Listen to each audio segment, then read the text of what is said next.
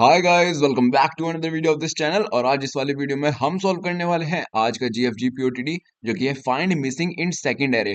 और यार यहाँ पे मीडियम लिखा है, लेकिन ये इतना ज्यादा इजी क्वेश्चन है ना कि इसके सामने इजी भी लिखना गलत रहेगा। यहाँ पे वेरी इजी लिखा होना चाहिए। हाँ, सच में कह रहा हूँ।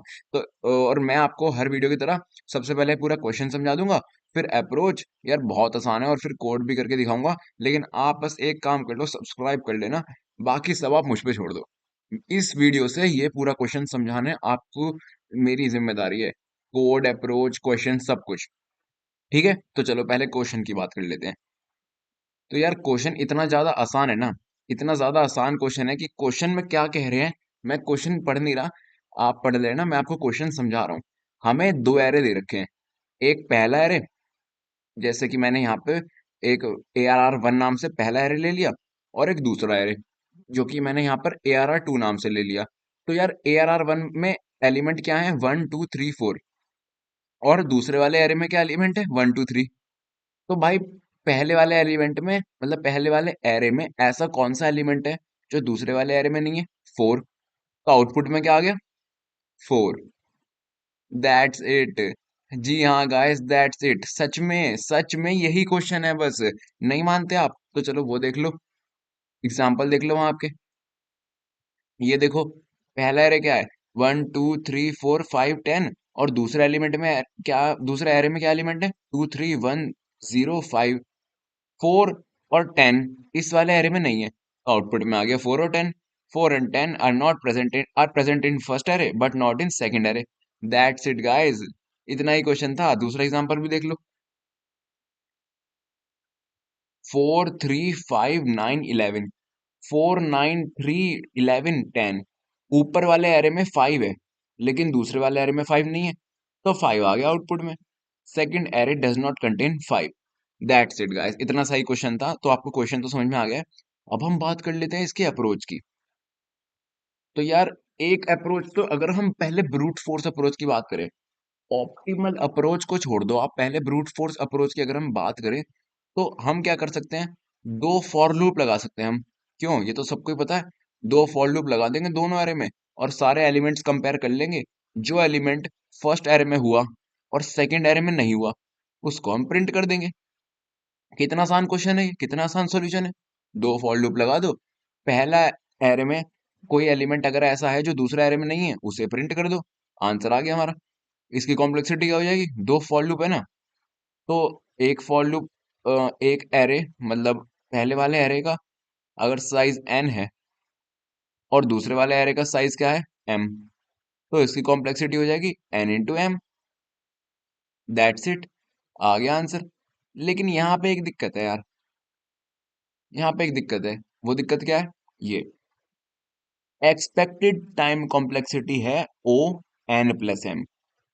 n × m नहीं है भाई, n + m में निकालना है आंसर, n × m में नहीं। यानी कि हमें इसे ऑप्टिमाइज करना पड़ेगा। तो चलो, मैंने आपको अप्रोच बता दी ब्रूट फोर्स, और ब्रूट फोर्स अप्रोच यहाँ पे क्यों नहीं लिख सकती, ये मैंने आपको बता दिया। तो अब बारी है आपको ऑप्टिमाइज अप्रोच बताने की। ठीक है, ये सब मैं इरेज कर देता हूँ पहले। अब ऑप्टिमाइज अप्रोच सुनो गाइस।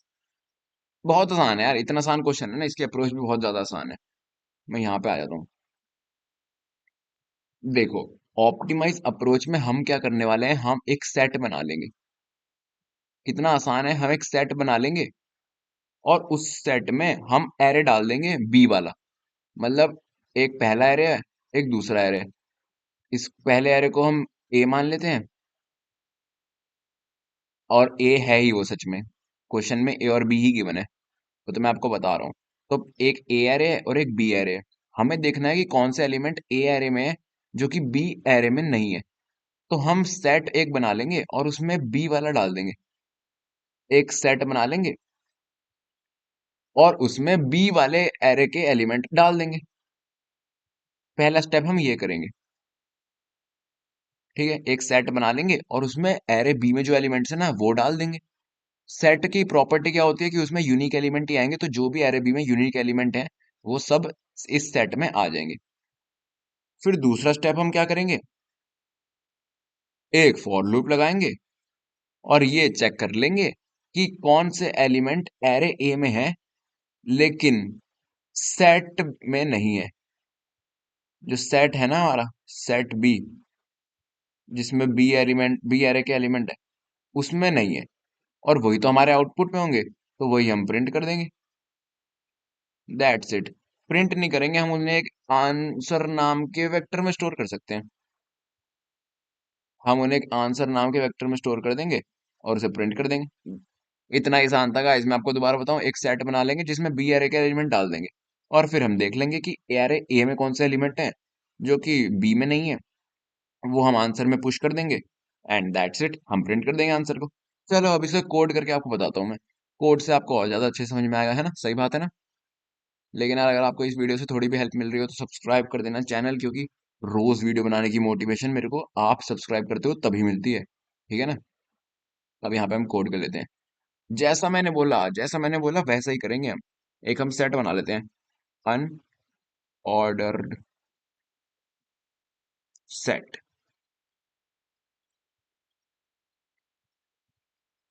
इंट टाइप का, और उसका नाम रख देते हैं हम एस। और उसके बाद हम एक आंसर बना लेते हैं, वेक्टर, जिसमें हम वो एलिमेंट स्टोर करेंगे ना जो हमें आउटपुट में प्रिंट करने हैं। क्या कर रहा हूँ यार मैं? अबे यार, ठीक है। तो हमने एक सेट बना लिया और एक हमने आंसर वेक्टर बना लिया। अब मैंने क्या बोला था? अब मैंने कहा था कि हम सेट में बी एरे के एलिमेंट्स इंसर्ट कर देंगे। तो चलो कर देते हैं। आपको पता ही होगा, for loop int I is equal to 0, I less than M, I plus plus M. मैंने यहाँ पे क्यों लिखा है? क्योंकि साइज जो है ना एम है बी वेक्टर का। और set dot insert B I, हमने यहाँ पे सेट में सक्सेसफुली इंसर्ट कर लिए हैं बी एरे के एलिमेंट्स, जैसा कि मैंने आपको बताया था। और दूसरा स्टेप मैंने आपको क्या बोला था? हम चेक कर लेंगे कि कौन से एलिमेंट हैं एरे ए में लेकिन नहीं प्रेजेंट हैं सेट में। That's it. तो वही कर लेते हैं हम। फॉर, इतना आसान क्वेश्चन है गाइस ये, जो मैं बोल रहा हूँ ना वही कर रहा हूँ। Int I is equals to 0, for loop लगा के आई लेस देन एन, क्योंकि एरे ए का साइज एन है, I plus plus.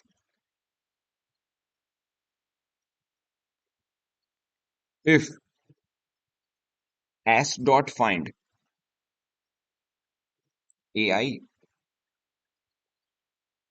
Equal equal to S dot E N D. आगे लिखने से पहले मैं चाहता हूँ कि मैं आपको ये वाली लाइन का मतलब बता दूं कि आखिर क्या है।